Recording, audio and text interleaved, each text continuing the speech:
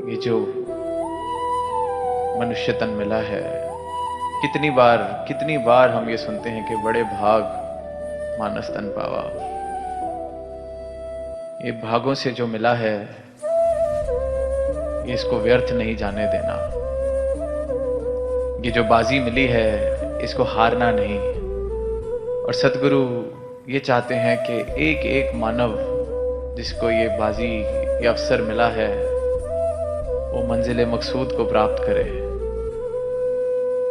वो इस निज घर को प्राप्त करे, इस परमात्मा की जानकारी से अपनी जीवन में भक्ति की शुरुआत करे।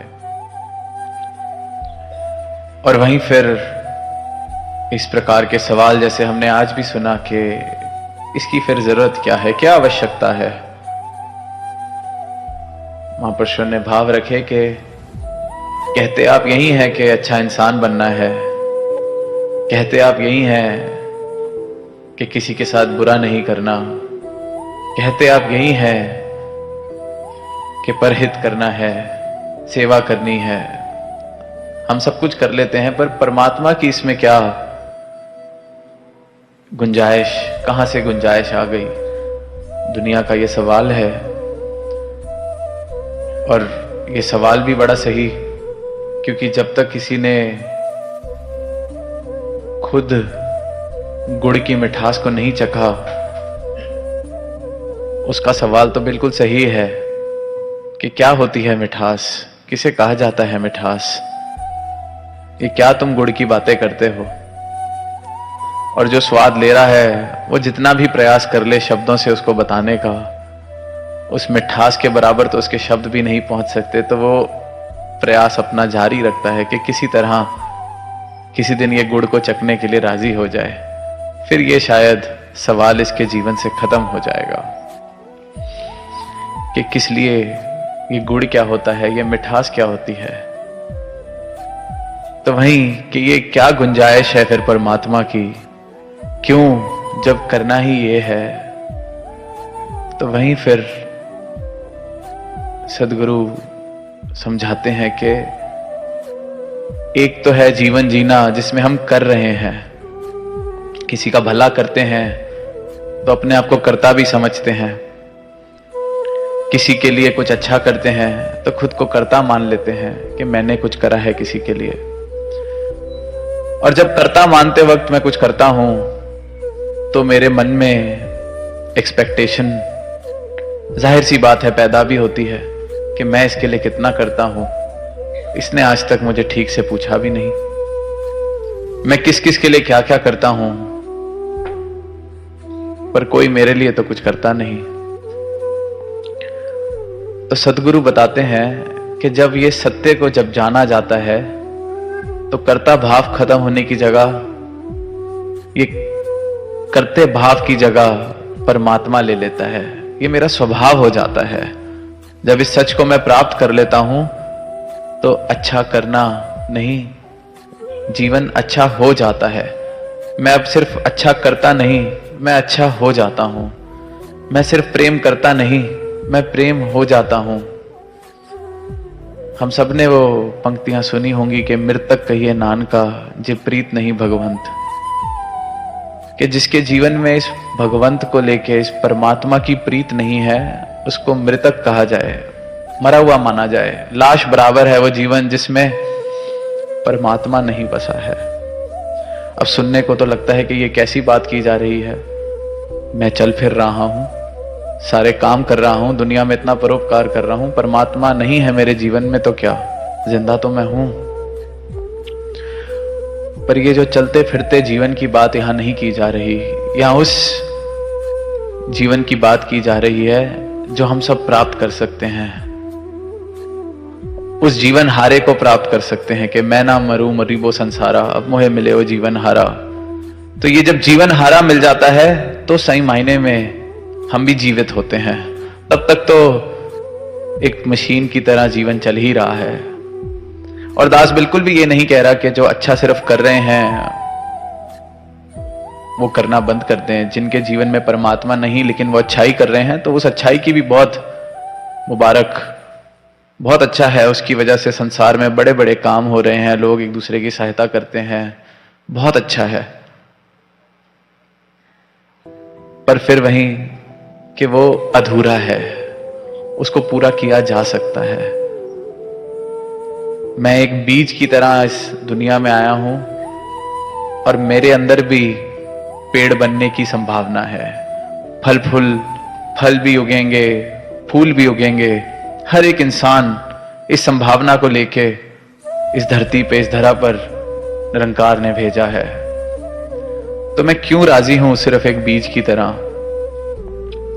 हाल ही में एक उदाहरण दास ने दिया कि सिर्फ कर्मों की अगर बात की जाए कि कर्म अच्छे हैं, वो बहुत मुबारक है, उसकी बहुत आवश्यकता है।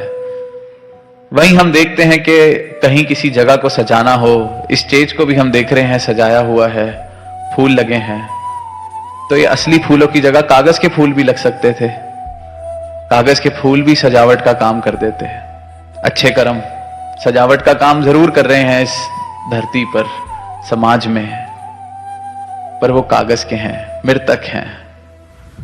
तो बिना परमात्मा के जो जीवन है वो बेशक अच्छाई कर रहा हो, वो मृतक कागज का जरूर है। तो जब हम सब असली फूल बन सकते हैं तो हम कागज के फूल बन के क्यों राजी रहना चाहते हैं? क्यों ऐसा जीवन बिताना चाहते हैं जिसमें कोई रस ही नहीं? और इस उदाहरण से दास को एक कहानी याद आती है कि एक बार एक इंसान का मन आया कि बड़ा ही एक प्रसिद्ध गुरु है हमारे गांव में, सब बड़े उसकी तारीफ करते हैं। अब वो चाहता था उसका शिष्य बनना, पर सोचता था कि मैं कैसे मानूं कि ये गुरु हैं, मैं कैसे इनका शिष्य बनूं। तो वो सोचता है, जाता है उनके पास कि क्या आप मेरे एक सवाल का जवाब देंगे तो मैं आपके चरणों में अपना शीश झुकाता हूं। गुरु वैसे तो कहता है कि मुझे तो इस बात से कोई फर्क नहीं पड़ता कि तुम शीश झुकाओ कि नहीं, पर तुम्हारे जीवन में किसी सवाल का जवाब देके अगर कोई फर्क आ सकता है तो मैं प्रयास जरूर करूंगा। तो वो कहता है कि आपको सब गुरु मानते हैं, तो मैं आपको एक सवाल कह लीजिए, एक टेस्ट कह लीजिए, आप उसका अगर निवारण कर देंगे तो मैं मान जाऊंगा कि मैं आपके चरणों में आ सकता हूं। वो फिर कहते हैं कि मुझे इस बात से कोई फर्क नहीं पड़ता कि कोई मेरे चरणों में आता है कि नहीं, पर आइए आपकी बात को पूरा करने की कोशिश करते हैं। तो वो उसको एक कमरे में लेके जाता है और दूर खड़ा कर देता है गुरु को। वो कहता है, वो देखिए सामने 2 फूल रखे हैं, देखने में वो फूल बिल्कुल एक जैसे, रंग भी एक जैसा, सब कुछ एक जैसा। तो कहता है कि इसमें से एक नकली है और एक असली है। अब बिना छुए इतनी दूरी से बता दें कि कौन सा असली है और कौन सा नकली। आप कहते हैं कि बिना भगवान के जो जीवन है वो मृतक है, बिना भगवान की प्रीत के जो जीवन जिया जा रहा है वो कागज के फूल के समान है। तो आप ही फर्क बता दें कि कागज का कौन सा है और असली कौन सा है। तो गुरु मुस्कुराते हैं, 2 मिनट सहजता से खड़े होते हैं और कहते हैं, ठीक है मैं यहीं खड़ा रहता हूं, पर आप एक काम कर दीजिए, इस कमरे की सारी खिड़कियां खोल दीजिए, मैं यहीं खड़ा रहूंगा और अभी आपको खुद ही पता चल जाएगा कि कौन सा फूल असली है और कौन सा नकली। वो खोलता है और कुछ ही मिनटों में मक्खियां, मधुमक्खियां सब आके असली फूल पर बैठ जाती हैं, क्योंकि रस तो असली फूल में ही है। कागज का फूल जितनी मर्जी सुंदरता बढ़ाने की कोशिश कर ले, पर रहेगा तो कागज का ही। तो जहां इस विषय पर कोई सवाल पूछता है कि परमात्मा की आवश्यकता क्या है, परमात्मा को कोई आवश्यकता नहीं है कि आप उसको अपने जीवन में शामिल करो। परमात्मा परमात्मा ही रहेगा। परमात्मा हमारा मोहताज नहीं है, सतगुरु हमारा मोहताज नहीं है, सत्य हमारा मोहताज नहीं है, सत्य ने सत्य ही रहना है। पर मेरे जीवन में ये संभावना है कि मैं जो कागज के फूल की तरह एक जीवन जी रहा हूं उसको मैं जीवित कर लूं, उसमें मैं ये प्रेम की महक, प्रेम का रस भर लूं, ये संभावना। तो जब ये पता हो कि जीवन जिंदा होके जिया जा सकता है तो कौन फिर एक लाश की तरह जीवन जीना चाहेगा? ये तो फिर एक मूर्खता है, ये तो एक जिद है कि मुझे मानना ही नहीं है तो मैं नहीं मानता, तो वो जिद भी मुबारक। लेकिन जब बात की जाती है कि जीवन में ये प्रेम बस जाए, ये प्रेमा भक्ति बस जाए, तो इंसान सोचता है कि प्रेम तो मैं पहले ही बहुत कर रहा हूं, अपने बच्चों को करता हूं, अपने माँ बाप को करता हूं, जिससे मिलता हूं प्रेम करता हूं। पर इंसान को ये नहीं समझ आ रहा कि वो प्रेम कर रहा है, प्रेम हो नहीं रहा। और प्रेम करने के भी हमारे बहुत से कारण हैं। कई बार लगता है मेरी ड्यूटी है प्रेम करना, मैं नहीं करूंगा तो कौन करेगा। मजबूरी, जिम्मेवारी है प्रेम करना। और जिम्मेवारी जैसा शब्द जब प्रेम के साथ जुड़ जाए तो प्रेम तो दब ही जाएगा उस बोझ के नीचे, वो जिम्मेवारी ही बन के रह जाती है। कई बार हमें लगता है कि मन का कोई गिल्ट है जिसकी वजह से प्रेम कर रहा हूं, क्योंकि पहले बहुत गलत किया है किसी के साथ, अब प्रेम कर देता हूं तो कर ही रहा हूं, करतापन तो खत्म नहीं हो रहा। अच्छाई जरूर है उस प्रेम की, किसी को हम अच्छा फील करा देंगे शायद, पर मुझे कोई आनंद खास मिलने वाला नहीं है, क्योंकि मैं प्रेम कर रहा हूं। और जब तक मैं करता हूं तब तक मैं हूं, और जब तक मैं हूं तब तक मैं परमात्मा नहीं हो सकता, तब तक मेरे जीवन में आनंद नहीं आ सकता। तो बहुत ही साधारण सा ये रहस्य, बहुत ही साधारण सा ये सच, पर जीवन में इसको उतारना बड़ा ही मुश्किल, क्योंकि ये सच लगता है शायद सच नहीं, क्योंकि हम सब सोचते हैं, हम सबको लगता है कि नहीं, जितना हमें देखने में मिल रहा है, जितना हम देख रहे हैं, इसके पार तो कुछ हो ही नहीं सकता। जितना प्रेम हम करते हैं इससे ज्यादा प्रेम तो कोई कर ही नहीं सकता। जितनी परमात्मा की जानकारी मुझे है, मैं फलाने धर्म में पैदा हुआ, फलाने शास्त्र का मैं ज्ञाता, बहुत कुछ पता है मुझे, तो हमें रियलाइज ही नहीं होता कि हम परमात्मा को अपने हिसाब से सीमित करते जाते हैं। मैंने परमात्मा को अगर बचपन से मंदिर में देखा तो मुझे लगता है परमात्मा मंदिर में ही है। मैंने मस्जिद में देखा तो मस्जिद में ही है, तीर्थ में देखा तो तीर्थ में ही है। पर हम ये नहीं समझ पाते कि हम होते कौन है परमात्मा को सीमित करने वाले।